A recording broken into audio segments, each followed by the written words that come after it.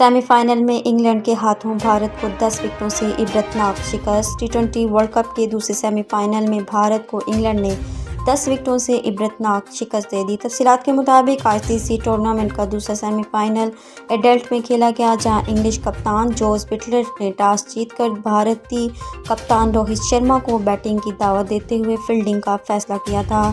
169 run के ताकम में England के ओपनर ने भारत के खिलाफ धुआंधार इनिंग्स खेलकर भारत के फाइनल के अरमानों पर पानी फेरते हुए वर्ल्ड कप से बाहर कर दिया।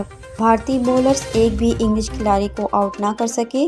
एलेक्स हेल्स ने 47 गेंदों पर 86 रन की तूफानी इनिंग्स खेली, जबकि कप्तान जोस बटलर ने भी 49 गेंदों पर 80 रन की जारहाना बैटिंग की। इसके अलावा इंग्लैंड के क्रिस जॉर्डन ने 3 खिलाड़ियों को आउट किया। भारत ने पहले खेलते हुए 6 विकेटों के नुकसान पर 168 रन बनाए। विराट कोहली और हार्दिक पांड्या ने निप सेंचुरियां स्कोर की, जबकि टीम के कप्तान रोहित शर्मा 27 रन बनाकर आउट हुए।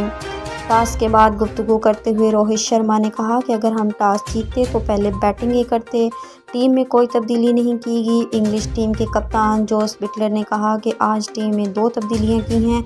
मार्क वुड और डेविड मिलान इंजरी के सबब नहीं खेल रहे, इनकी जगह क्रिस जॉर्डन और फुल सॉल्ट फाइनल 11 में शामिल किया गया है। वाज़ेह रहे कि आईसीसी T20 वर्ल्ड कप के पहले सेमीफाइनल में पाकिस्तान ने न्यूजीलैंड को शिकस्त देकर फाइनल के लिए क्वालिफाई कर लिया है। अब पाकिस्तान का 13 नवंबर को T20 वर्ल्ड कप फाइनल में मुकाबला इंग्लैंड से होगा।